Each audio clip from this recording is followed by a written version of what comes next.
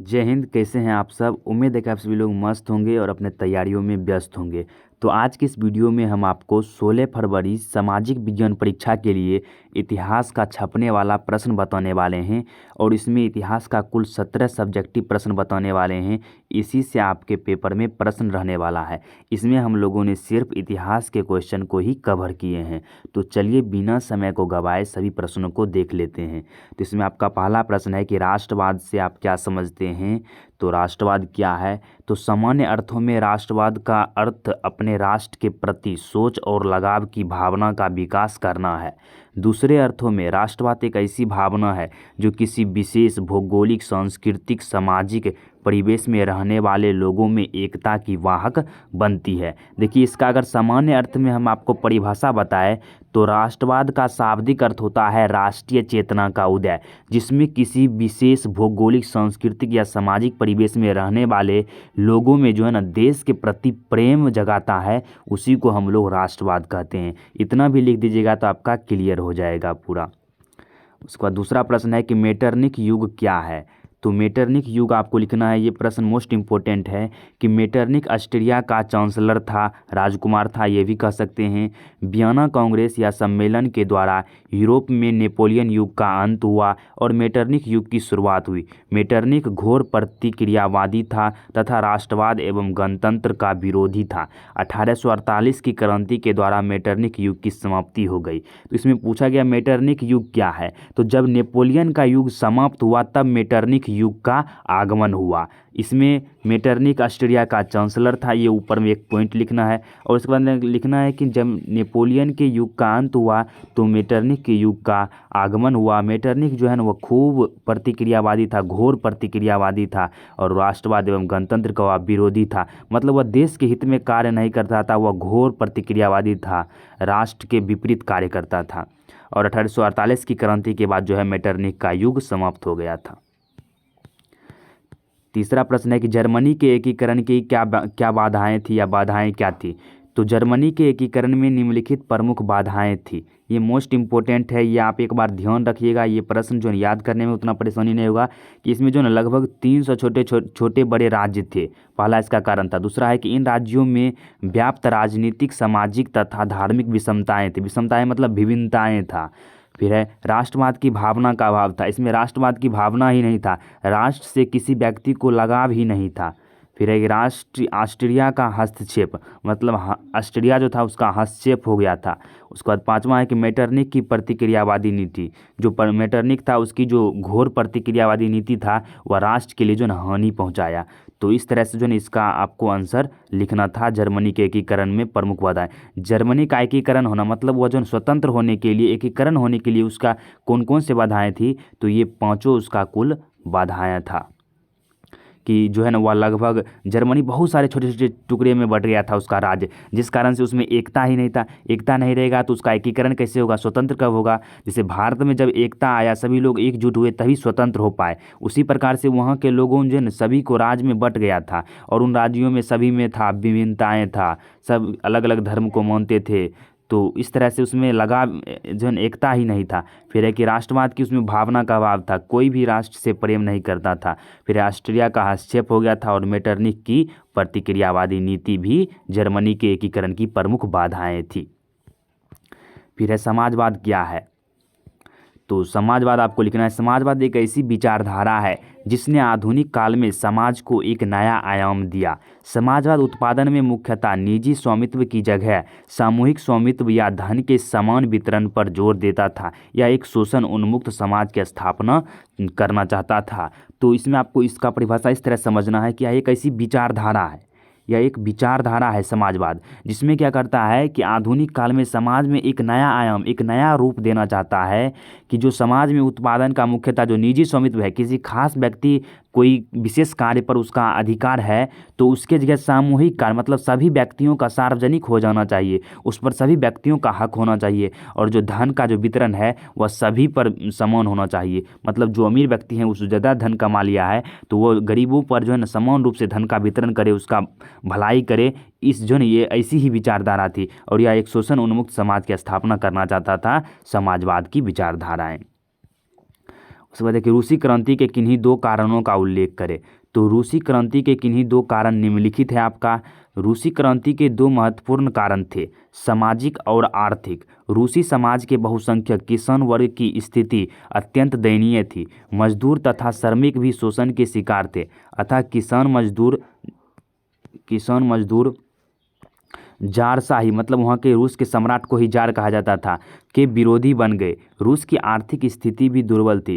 कृषि तथा उद्योग का समुचित विकास नहीं होने तथा युद्धों में रूस की आर्थिक स्थिति दयनीय हो गई। बेरोजगारी और गरीबी बढ़ गई, जिससे क्रांतिकारी भावनाओं को बल मिला। तो रूसी क्रांति का दो कारण में आपको लिखना है कि यहाँ के किसानों की दयनीय स्थिति, जो किसान था उसकी स्थिति दयनीय हो गई थी। मजदूर जो है और श्रमिक जो है वह शोषण के शिकार होने लगे थे। और दूसरा में लिखना है आर्थिक स्थिति भी दुर्बल थी, मतलब वह धन दौलत से भी बहुत ही पीछा था। और कृषि और उद्योग के लिए समुचित विकास नहीं होने तथा युद्ध में रूस की आर्थिक स्थिति दयनीय हो गई थी, जिस कारण से जो ना उस क्रांतिकारी बल को ज़्यादा बल मिल गया कि वह युद्ध को छेड़ दे। तो इस तरह से इसका आपको कारण लिखना था।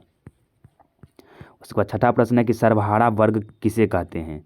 तो मोस्ट इम्पोर्टेंट है कि सर्वहारा वर्ग किसे कहते हैं। तो सर्वहारा वर्ग समाज का वैसा वर्ग है जिसमें किसान, मजदूर एवं आम गरीब लोग शामिल होते हैं। इसमें कौन से लोग शामिल होते हैं? तो समाज के वैसे लोग शामिल होते हैं जो किसान होते हैं, या तो मजदूर होंगे या तो आम गरीब लोग होंगे, वो शामिल होते हैं सर्वहारा वर्ग में।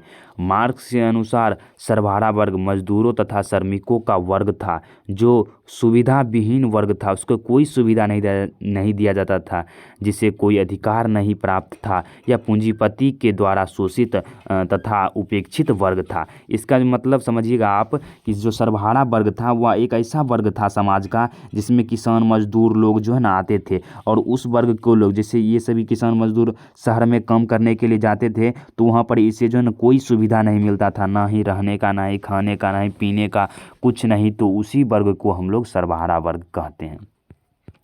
फिर खूनी रविवार क्या है?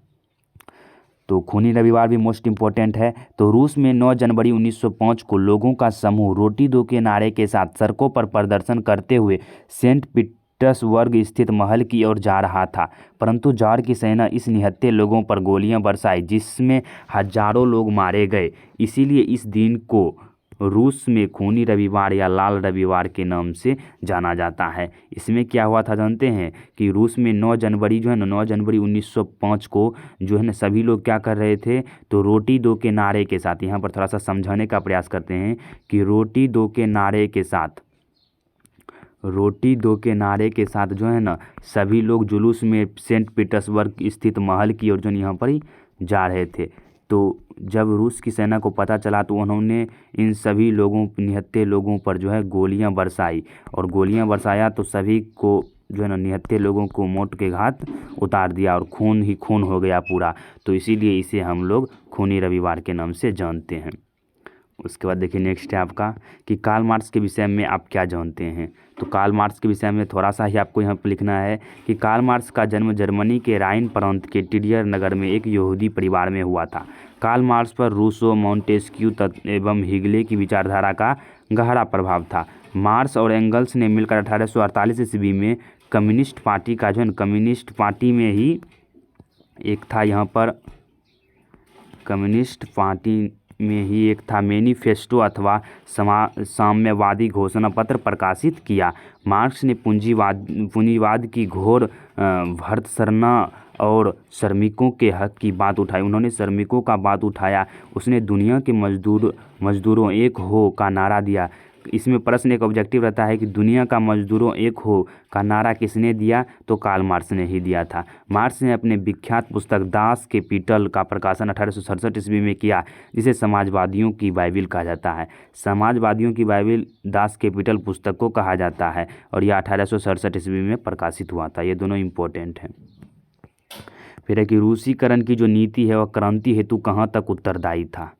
तो जो रूसीकरण की नीति थी, ऊपर में इसके दो कारण भी हम लोग देखे हैं, किसान की दयनीय स्थिति और वहाँ के जनताओं का आर्थिक समस्याएं। तो इसमें पूछा गया है कि उसकी क्रांति जो है ना, रूसीकरण की नीति जो है ना, क्रांति के लिए कैसे उत्तरदायी हो गया। ये भी आप लिख सकते हैं, रूसीकरण के नीति जो है ना क्रांति के लिए एक उत्तरदायी है, तो कारण में ये भी एक पॉइंट लिख सकते हैं। तो इसका यहाँ पूछा गया क्रांति के लिए किस प्रकार से उत्तरदायी था। तो रूस में विभिन्न प्रजातियों के निवासियों थे, इनमें सलावों की संख्या सबसे अधिक थी। जो सलाव जाति था उसका संख्या सबसे अधिक था। इसके अतिरिक्त फिन, पोल, जर्मन, यहूदी इत्यादि भी थे। ये भिन्न भिन्न भाषा और रीति रिवाज को मानते थे। इसीलिए रूसी सरकार ने देश की एकता के लिए रूसीकरण की नीति अपनाई। जार की नीति थी, एक जार, एक चर्च और एक रूस। परंतु रूस का अल्पसंख्यक वर्ग सरकार की इस नीति से व्यग्र हो गया। जार ने देश के सभी लोगों पर रूसी भाषा, शिक्षा और संस्कृति लादने का प्रयास किया। 1863 ईस्वी में इस नीति के विरुद्ध पोलो ने विद्रोह कर दिया, जिसे दबा दिया गया। इस प्रकार रूसी राजतंत्र के प्रति उनका आक्रोश बढ़ता गया। इसमें क्या हुआ कि जो रूस में है ना, सलाव जनजाति जो था, प्रजाति, उसकी संख्या सबसे अधिक था। तो सरकार क्या किया कि इसी के जितने भी धर्म हो गया, जो मानते थे, जो काम करते थे, इसका जो रीति रिवाज था, अन्य वर्ग से जो पोल, जर्मन, यहूदी पर लाद दिया कि तुम भी सलाव जाति के ही धर्म रीति रिवाज को मानोगे। जिस कारण से ये सभी लोग जो थे, अन्य धर्म के लोग, इससे नाखुश हो गए, क्योंकि सबको अपना धर्म मानने का अधिकार है। तो इससे नाखुश हो गए, तो इन्होंने जो है ना, सब ने विद्रोह कर दिया, जिस कारण से ये इसके विद्रोह को भी दबा दिया और ये विद्रोह आगे बढ़ता गया, जो एक क्रांति के रूप में धारण कर लिया, क्रांति का रूप धारण कर लिया। फिर 10वां प्रश्न है कि एक तरफा अनुबंध व्यवस्था क्या थी। तो एक तरफा जो अनुबंध व्यवस्था, एक तरफा मतलब एक तरफ का ही होता है, मतलब किसी एक तरफ को ही ज़्यादा लाभ देना और दूसरे को नहीं देना, उसी को हम लोग एक तरफा अनुबंध व्यवस्था कहते हैं। इसे आप इस प्रकार से लिख सकते हैं कि वियतनामी मजदूरों से बागानों में एक तरफा अनुबंध व्यवस्था के अंतर्गत काम करवाया जाता था। जो भी वियतनामी मजदूर था, उसको बागानों में एक तरफा अनुबंध व्यवस्था के अंतर्गत काम कराया जाता था। इस व्यवस्था में मजदूरों को एकरारनामा के अंतर्गत बागान मालिकों और मजदूरों के बीच होता था, काम करना पड़ता था। इस व्यवस्था में मजदूरों को कोई अधिकार नहीं था, जबकि मालिक को जो ना असीमित अधिकार प्राप्त था। मतलब मालिक उसे जिस तरह से काम करवाना चाहे वह कर सकता था। मजदूर एक तरफा था, वह ना तो कुछ आवाज़ उठा सकता था, ना ही उसके खिलाफ कुछ कर सकता था, वह सिर्फ काम करता था। इसी को हम लोग कहते हैं एक तरफा अनुबंध व्यवस्था। फिर है माइली गांव की घटना या हत्याकांड की परिचय दीजिए। तो ये भी मोस्ट इम्पोर्टेंट है। माइली दक्षिणी वियतनाम का एक गांव था। माइली जो गांव है, यह एक दक्षिणी वियतनाम का एक गांव था, जहां के लोगों का वियतनांग समर्थक मानकर अमेरिकी सेना ने पूरे गांव को घेरकर पुरुषों को मार डाला, औरतों तथा बच्चियों को बंधक बनाकर कई दिनों तक सामूहिक शोषण किया, बलात्कार किया, फिर उन्हें मारकर पूरे गांव में आग लगा दिया। ये घटना आपको याद रखना है। उसके बाद अमेरिकी सेना की इस बर्बरतापूर्वक कार्रवाई की संपूर्ण विश्व में आलोचना भी हुई थी। इसी घटना को हम लोग माइली गांव की हत्याकांड घटना कहते हैं। और इसमें एक बात ये भी याद रख सकते हैं कि इसमें क्या हुआ था कि सभी को तो जला दिया गया, जितने भी गांव के लोग थे सभी को जला दिया गया, लेकिन उसी बीच जो है ना, एक यहाँ पर ही बूढ़ा जिंदा बच गया था, जिन्होंने इस घटना को उजागर किया था। उसके बाद नेक्स्ट है 12 नंबर का, सविनय अवज्ञा आंदोलन के क्या कारण थे। तो सविनय अवज्ञा आंदोलन के प्रमुख कारण थे। इसका पहला कारण है आपका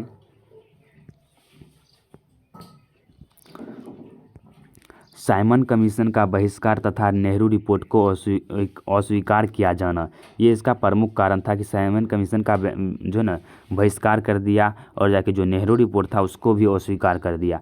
फिर है 1929 से 30 की विश्वव्यापी आर्थिक मंदी, ये भी कारण था। फिर भारत में समाजवादी का बढ़ता प्रभाव, गांधी ने 11 सूत्री मांगों को मानने से इरविन का इनकार, मतलब गांधी जी जो है ना 11 सूत्री एक समझौता रखा था, जिसे इरविन ने नहीं माना, कहा हम इसे नहीं मानेंगे। फिर पूर्ण स्वराज की मांग, ये भी सविनय अवज्ञा आंदोलन का एक प्रमुख कारण था। उसको देखिए अस्थाई बंदोबस्त क्या है। क्या था। तो अस्थाई बंदोबस्त के बारे में लिखना, ये भी मोस्ट इम्पोर्टेंट है। तो अंग्रेजों की कृषि नीति में मुख्य रूप से अधिकतम लगन एकत्रित करने के उद्देश्य से बंगाल में अस्थाई बंदोबस्त लागू किया गया था। मतलब अधिक से अधिक कर लेने के लिए उन्होंने बंगाल में अस्थाई बंदोबस्त की नीति लगाया था। इसमें क्या होता था कि जमींदारों को एक निश्चित भू राजस्व सरकार को देना पड़ता था तथा जमींदार किसानों से उससे अधिक लगन वसूल करते थे। इसी को अस्थाई बंदोबस्त कहते हैं। फिर सलम पद्धति की शुरुआत कैसे हुई, या सलम पद्धति से आप क्या समझते हैं, इसकी शुरुआत क्यों और कैसे हुई, ये मोस्ट इम्पोर्टेंट प्रश्न है। इसका राइट आंसर होगा कि छोटे, गंदे और अस्वास्थ्यकर स्थानों में जहां फैक्ट्री मजदूर निवास करते थे वैसे आवासीय स्थलों को सलम कहा जाता था। देखिए सलम उसे कहा जाता है जहां पर जो है बहुत सारे मजदूर, जो एक छोटे से कोने की जगह में, थोड़ा सा चित्र के माध्यम से यहाँ पर समझाना चाहेंगे। जो मजदूर क्या करता था कि जितने भी मजदूर था वो एक छोटे से रूम में, जिसमें रूम में बहुत सारे मजदूर रहते थे और यह गंदगी से भरा हुआ रहता था और यहाँ पर अस्वस्थकर स्थान था और इसी स्थानों पर वे निवास करते थे। तो इसी जो है ना जितने भी मजदूर थे इसी को सलम कहा गया। उसके बाद देखिए औद्योगिकरण की फलस्वरूप बड़े बड़े कारखाने स्थापित हुए जिसमें काम करने के लिए बड़ी संख्या में गांवों से मजदूर पहुंचाने लगे। वहां रहने की कोई व्यवस्था नहीं थी, मजदूर कारखाने के निकट रहे, इसीलिए कारखाने के मालिकों ने उनके लिए छोटे छोटे तंग मकान बनवाए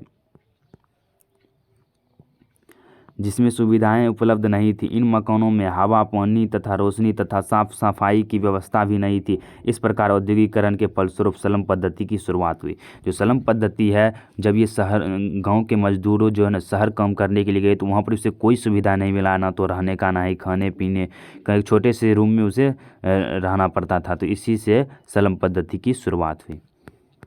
शहरीकरण से आप क्या समझते हैं?